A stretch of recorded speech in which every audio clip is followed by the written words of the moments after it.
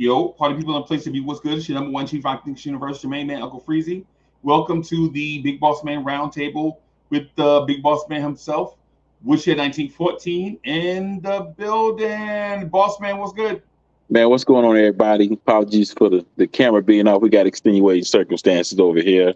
Um, but hey, we in a good spot, man. We're in a good spot, and it's amazing that the tables were turned for so many years, but here we are, and we got the opponent on the other end of it crying. So, Right. no, we gonna have to get used to this, though. Wait a minute. You said that there was an opponent over there.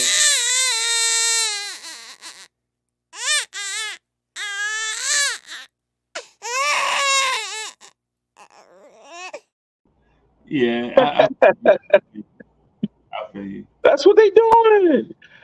And this is the issue that I've always taken with Embiid, bro.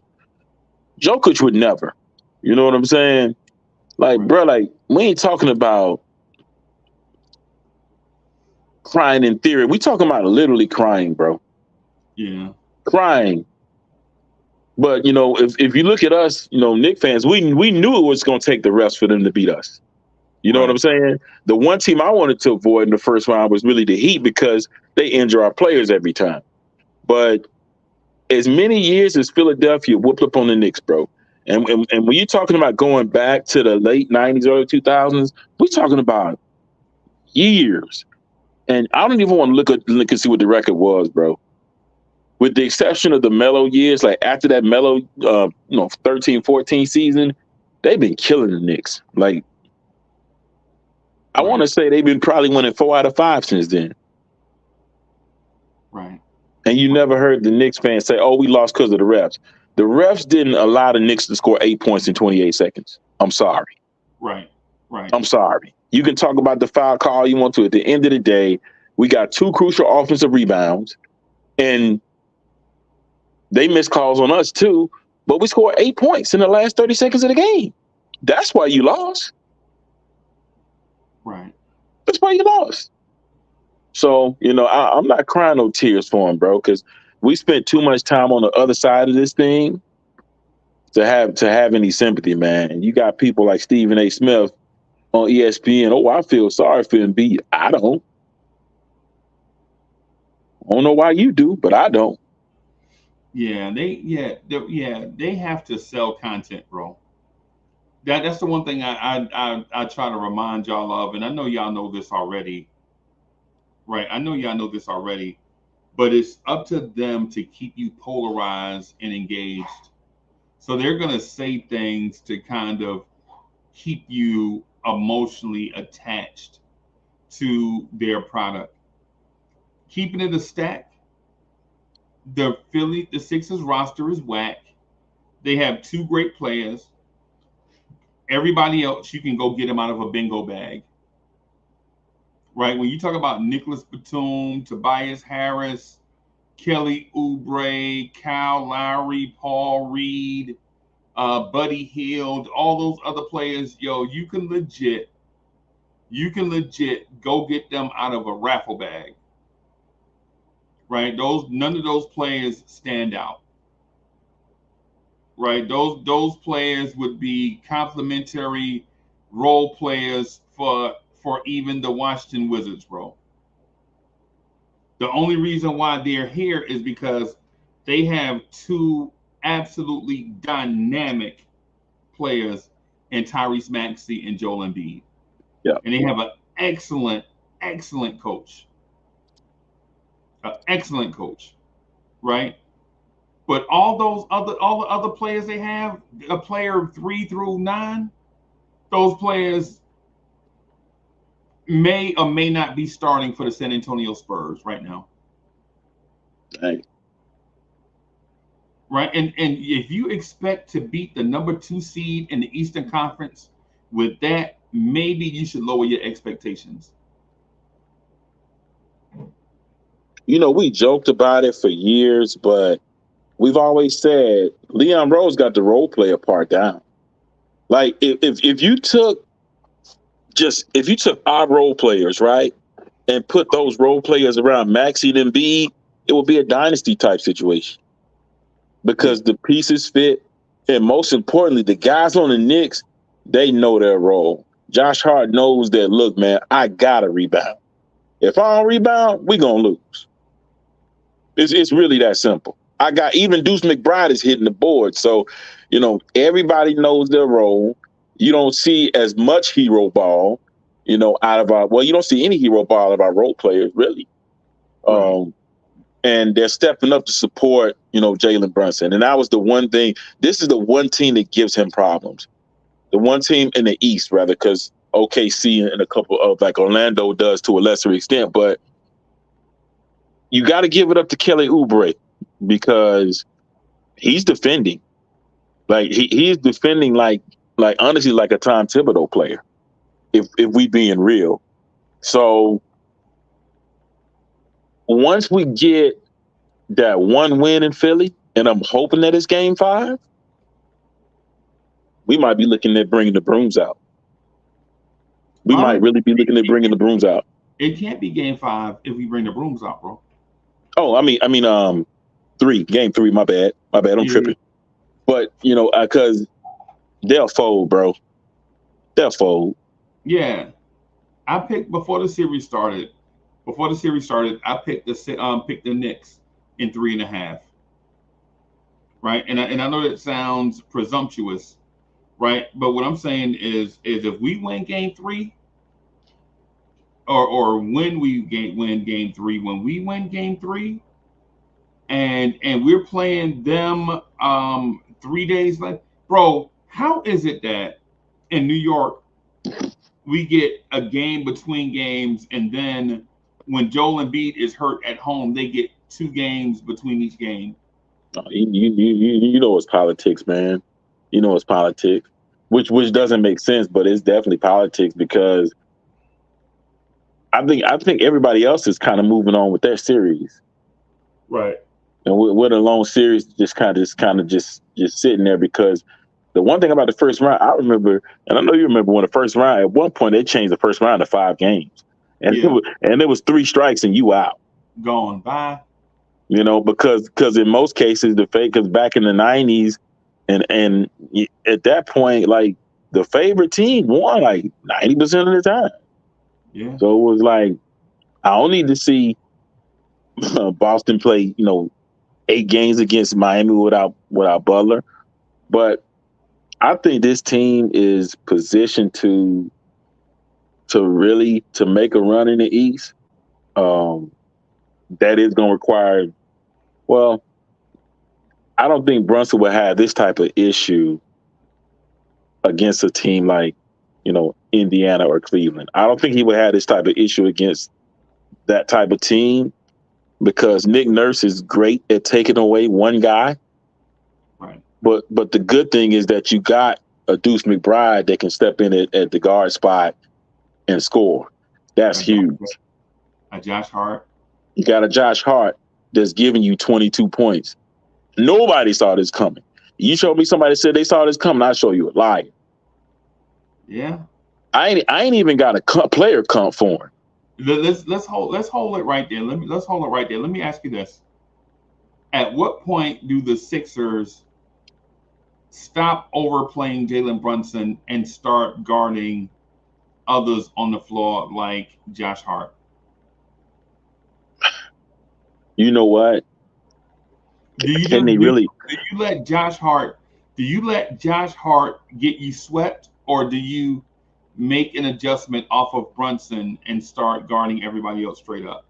See, that's the thing, because they're not even staying attached to the guys on the perimeter. They're coming off and helping on Brunson. Yeah. And I don't know if they can afford to do that. Because if you say we got to stay attached and we got to kind of play Brunson straight up, Lowry can't do it. Oubre will foul out, and you may see an explosion. I'm going to be honest. I just think that this team is built to beat Philly. Like, I think it's built to beat them because Embiid was crying about fouls and free throws, and Gilbert Arenas brought up a great point.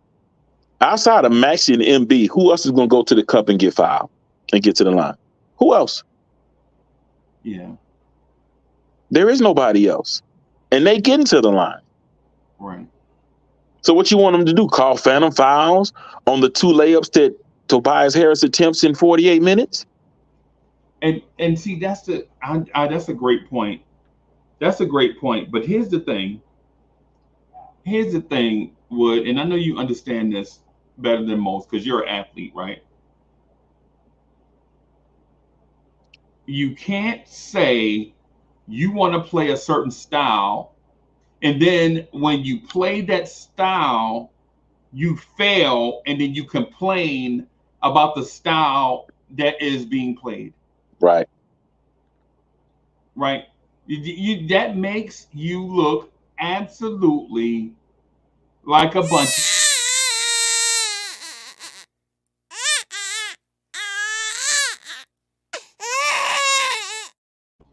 And Wood, I'll give an example. You remember late in the game when Hartenstein got that key offensive rebound with 4 Philadelphia Sixers standing around? Yes, sir. Remember I that? remember that. To OG and Anobi, and then Dante hit the three. Right? You remember that play, right? Yep. Well, think about this. When Hartenstein grabbed that rebound, look at all 4 of them Sixers raking Hartenstein across the arm. That was a foul. Dante got fouled too. Bro, they were. And this joker, he went to the microphone, Freezy, and said, Lowry makes contact with the ball, knocks it in the air, therefore it'll be like, bruh, you literally see this man rake him across the shoulder blades and the neck. And I'm like, that's why I said, I know on here, somebody like myself and yourself, we gonna call a spade a spade. If the Knicks get away with one, we gonna say, look, the Knicks got away with one, but we'll take it. Yeah, yeah. But it's funny how the last 2-minute report left that out. It's clear. Hartenstein got fouled and Dante got fouled. Right. Yeah. Yeah. And the thing is, when Hartenstein grabbed that rebound in between 4 Philadelphia 76ers, and they were reaching in and poking at him, raking him across the arms, the Knicks never said a thing. Never said a word. We just kept playing. We never quit. Yep. We never quit. We never stopped playing. Right? When think about this, if you have the league MVP and 3 other dudes at the rim, and the Knicks one guy grabs a rebound over them, and they only are reaching, because think about it. Hartenstein didn't kick the ball to Dante. He couldn't, because they were raking his arms and fouling that man. He kicked it out to OG Anunoby because that was his only outlet. And then OG Anunoby kicked it to Dante DiVincenzo for the straight on 3. But the Knicks didn't complain about that, bro. We're not up here complaining about fouls we did. Man, Jalen Brunson has been getting fouled the entire series. Yep. And that's a big. He just have our defense is all of a sudden so elite that we can shut down a second team All NBA, multiple time All Star. Our defense, Kelly Oubre, is the new Scottie Pippen. No, bro. No, I'm sorry. Y'all have been bumping and playing Brunson physically. We're not complaining. Oh, we're not saying crying a bit. Right. We say, oh, you want to throw rocks? We can throw rocks too. Oh, you want to throw these hands? We can throw these hands too. You want to fight? We can fight too. Right? But they want to fight and then get beat up and then complain about fighting. Yeah. I'm glad you said that because I made the comment yesterday. No, it was on Monday that, it's amazing how many people are complaining about the quote unquote non-call on Maxi. Jalen Brunson got smashed for the first 40. Don't give me the 2-minute report. He got smashed for the first 46 minutes of the game. Right. I'm talking about beat. But, we're not sitting here complaining about that. At the end of the day, y'all got Josh Hart legitimately looking like Sean Kemp out here with 3-point range. And he's 6'4". That's a Philly problem. And that's a Philly problem. They have multiple 6'8" dudes out there, by the way. Yeah. Right. I mean, that's a Philly problem. They got to figure it out. But as you said, it's really a pick your poison category because, okay, stifling Brunson, blitzing Brunson, trapping Brunson, picking him up from 94 feet, it ain't working. We 0-2. Right. We got people killing because Josh Hart's knocking down threes. OG is knocking down threes. McBride is knocking down threes. Hardenstein hitting floaters. Right. Like you got to you got. I mean, Bogdanovich hitting threes. You got to pick. Am I going to continue with this strategy that's got me 0-2? Or am I going to have to say, look, we got to stop these other guys. Brunson may hit us for 50, but we can't have Dante getting 20, Hart getting 20, OG getting 12, Right. McBride getting 15, Bogdanovich getting 13, Hardenstein getting 12. Like we can't have the other guys accounting for 90 points. Like you have no shot winning that way. Like absolutely no shot. That should So have been their strategy. Like what you just said is absolutely, I absolutely agree with you. Their strategy should have been let Brunson get his 50, 55, and we'll just shut down everyone else. Right. and But you no, know what? they I'm didn't gonna choose. tell you. I talked to a Laker fan about the Denver series, and I told him the same thing. I said, focusing on stopping Joker is futile. And Right. if I was coaching against a team like the Knicks, I wouldn't. I would. Brunson may hit me for 50 points, but I'm not gonna let Josh Hart get average 22 and 15. Right. That ain't gonna happen. Anyway. So unless you have an OG Anunoby or somebody that can truly stifle or erase, like, it's to say we make the finals, we play in Dallas, right? Look, I'm focusing on stopping Daniel Gafford, Tim Hardaway Jr. I'm focusing on keeping these dudes locked up, Right. because you ain't. It's certain talents you ain't gonna hold down for long. You're not gonna hold them down regardless. Right. So I don't. I mean, I don't have an answer to your question, bro. I don't know what he's gonna do. Right. I don't know what Nick Nurse can do, because the one thing about it, when these dudes go up 95, Josh Hart, Dante DiVincenzo, and Jalen Brunson, they won championships in that city. They have more championships in that arena than Joel Embiid. Come on, man. Yeah. Come on, man. They Yeah. won championships in that city. Now Hart got one, but Dante and Jalen got two. Yeah. Yeah. So I mean, we got to give credit. You know what credit is due. They are treating this thing like the NCAA tournament, man, where it's like somebody that just you never expect just goes crazy. It goes crazy. So I think that game 3 is a must win. I think it's a must win because the one thing I'm gonna be paying attention to is how the officiating goes. I don't know how they're gonna alter it because we shot what, like 3 more free throws in them on the whole series, Yeah. and I think the number of fouls called is like dead even. So I don't know. I don't know what more they want us to do. But I'm hoping that we steal game 3 and go ahead and knock these dudes out, bro. Go ahead and knock them out, because I don't think it's going to get better for Embiid as the series goes on. I think it's going to get worse.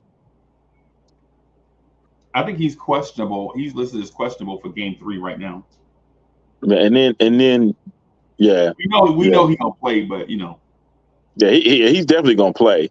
But the thing that's questionable right now is his heart, bro. Yeah. That's what's in question. It ain't got nothing to do with the knee or anything like that. And but is that a today question or is that a career question? Man, I think it's a career question at this point. Yeah. Yeah. Think about it, bro. Never been past the second round, and the Knicks finna dispatch you in probably 5 games at most. At Right. most, you sat out basically the whole damn season so you can be ready for this moment, and you ain't ready. Right. And let's be real. Philly was favored, bro. I didn't I don't get it. know. I don't know how they were favored, but Vegas is going to make a lot of money. Yeah, I didn't get it because when we played them, we beat them by 30. Yeah.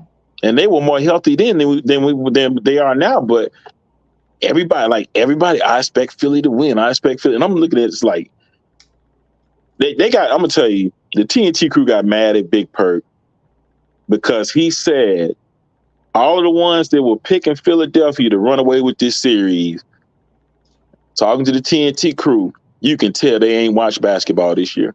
Yeah. And they damn sure ain't watched the Knicks. Yeah. And you know what they did? Instead of responding with, yeah, I did watch games, they started picking on Perk career stats. Right. So you know what that tell you right there? He was right. Yep. He's right. Yeah. That's sad, bro. Like that's just it's truly sad, but it's the truth, man. And I think a lot of people have that, oh, it's just the Knicks mentality, and they haven't been watching. So Right. when they actually pick up the stream remote and watch, they're surprised. Right. And I'm like, we're winning by playing team basketball. We're winning. Now, Jalen Brunson ain't, I'm not going to say he's not playing well. He's just not shooting well right now. Part of that is because, he's playing, he's in the MAA octagon, right? Yeah. Everybody else get to play basketball. This dude get knocked out. Yeah. And Wood, I have you're an athlete, right? You played football in high school, right? Yes. You played sports in high school, right? Yep. Think about this. When have you ever seen a defender go over somebody's back to block a shot and graze their head and it not be called 4 or 5 times? I've never seen that. In the NBA rulebook, they call that an over the back foul. Yep. But you saw Kelly Oubre, Nick Batum, and others go across. When Brunson got by him, they legit reached over his back to block his shot. Right? How do you do that without touching somebody? I'm not for sure, but in the rule book, that's called an over the back foul. Right. And they didn't call those. And no, they didn't. They didn't call it, right. Yet they're talking about Tyrese Maxey slipping and falling. And by the way, this wasn't the only time we saw Tyrese Maxey slip and fall in a crucial moment. Right? We saw him do that against us. We see Maxey do that all the time. This is a thing. Yeah. I agree. This is a thing. Tyrese Maxey losing his balance and on the floor. This is nothing new. All around the world, same song. Well, because it's the Knicks, people got something to say, man. Like, I mean, I've seen really what frustrates me about the crybabies is I could see if the Knicks were shooting 12, 15, 18 more free throws. But that's not happening. Like, you remember we did an episode probably about 4 weeks ago, and we talked about how Adam Silver said, look, I'm going to get with the competition committee. We're going to find a way for the defenders to be more physical with the offensive players. Because the offense was out of control. Right. It was like you had teams that suck scoring 140. Yep. So we started to see a change around January. And guess what happened in January? We went like 13-2. Yeah. And the way that the league is officiating the game, some players just got to get used to. That includes our very own Jalen Brunson. Some of the stuff, they ain't going to call. I know they called it in October, November, December, but they ain't going to call it now. So the Knicks have adjusted because we've been defending for 4 years. Yeah. We used to winning games 95-90. These other teams ain't used to it. They're not used to being able to be hit upside the head and not get the call if you initiate the contact. They're not used to it. Yeah. So I think it's gonna pay us a benefit, man. Um, please win game three. Win game three, crush their souls.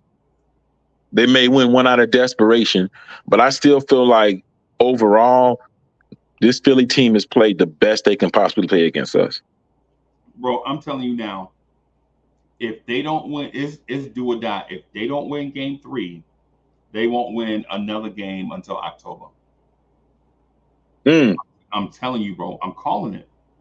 If they don't win game three, they will not win another game until October, bro.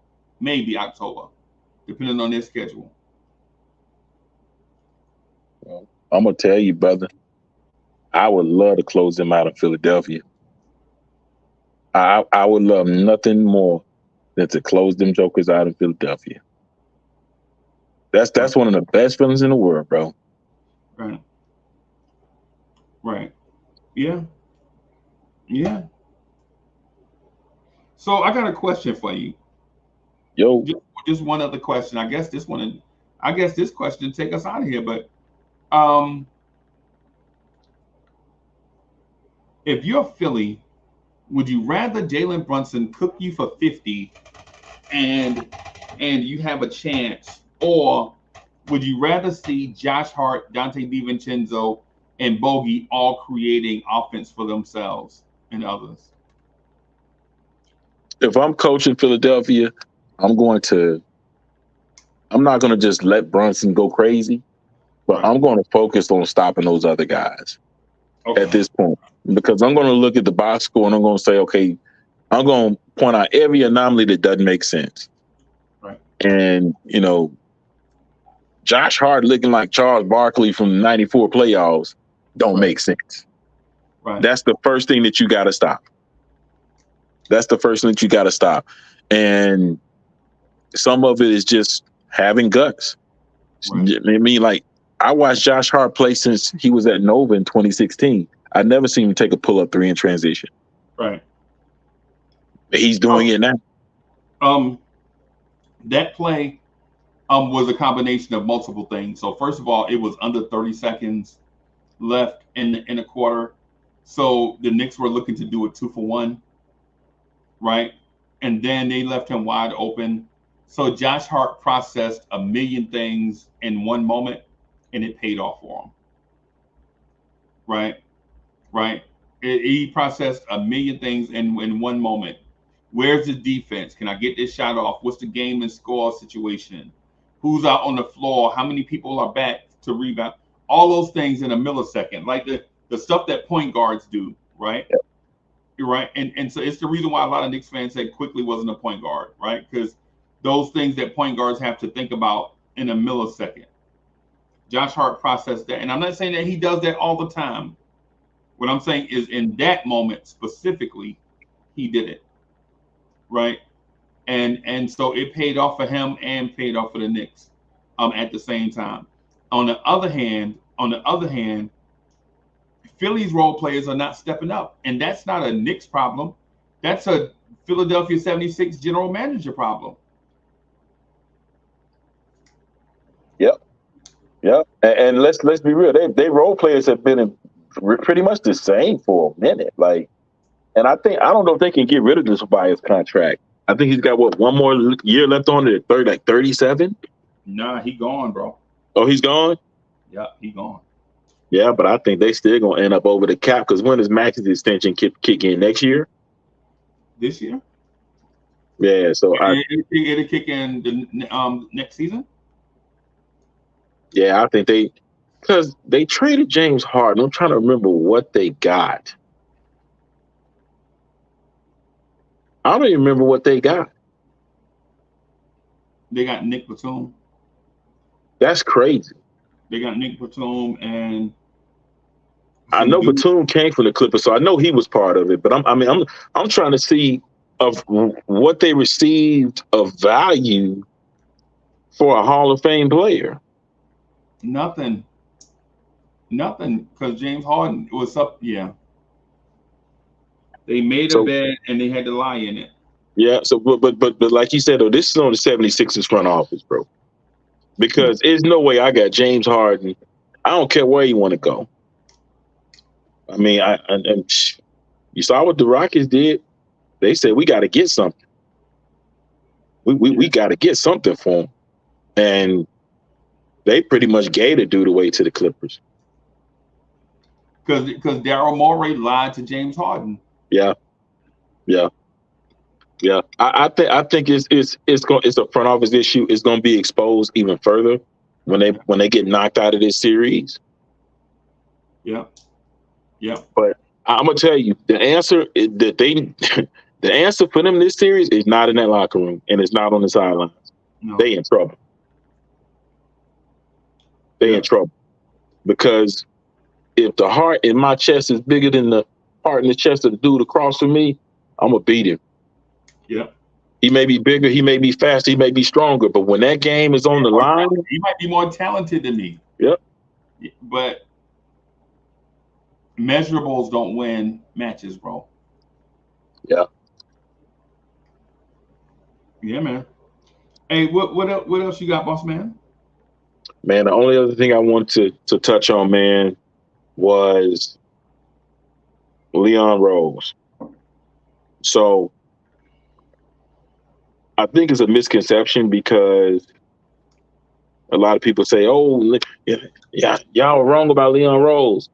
Nah, I think Leon Rose just started to do some of the things that we wanted to see him do, which is because a lot of people, myself included, had issues with what they did this summer, which was they signed Dante, extended Hart, and that was really pretty much it. Yeah. So we say a trade needed to be made. He made, in my opinion, he made the biggest trade in the NBA when he made the trade with the Raptors. How he pulled that off with the team that we were actively suing in court at the time, I don't know. Yeah. But he made the biggest trade, which wasn't really even putting all your chips in the middle of the table because you still have an opportunity because OG played for one team to go over the cap and make another move if you need to. Yeah. With that. So he's right now, Josh Hart doesn't look like an overpaid player, looks like an underpaid player. Same thing with Dante. So he got that feather in his cap. So I think that if he does the right thing from here, he legitimately can bring a championship that the Knicks have not had in 50 plus years. Right. Right. If he does the right things from here. Yep. Which this is a great team. We don't know what Julius is going to look like next year. Shoulder injuries and 6'5", 6'8", 250, banging down low. That ain't the best combination. So we don't know. Well, the one thing we do know though is Julius Randle is going to come back in excellent shape. Yeah, he gonna work hard. He probably already in the gym and getting into season shape. It's good that they went ahead and did it instead of tore it around with it. But this team, definitely a second round team. I'm gonna go as far to say conference finals for sure. Oh boy. I'm gonna go that far. Okay. I'm gonna go that far because I don't know if the Bucks gonna make it out of the first round. Oh boy. This is a Doc Rivers special. Yep. I don't know if they're gonna make it out of the first round. So that means that the Knicks will get Cleveland again, and then the Boston Celtics would get the Pacers. Yeah. I'm not worried about either of those teams. Can I let you in on a secret? I'm listening.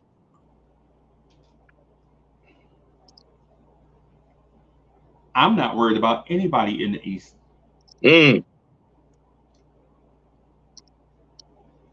I'm not worried about any team in the Eastern Conference, bro.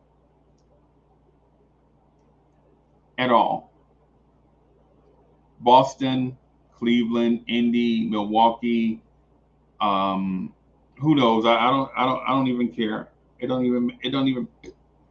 matter. Show me my opponent. I think all the teams in the Eastern Conference,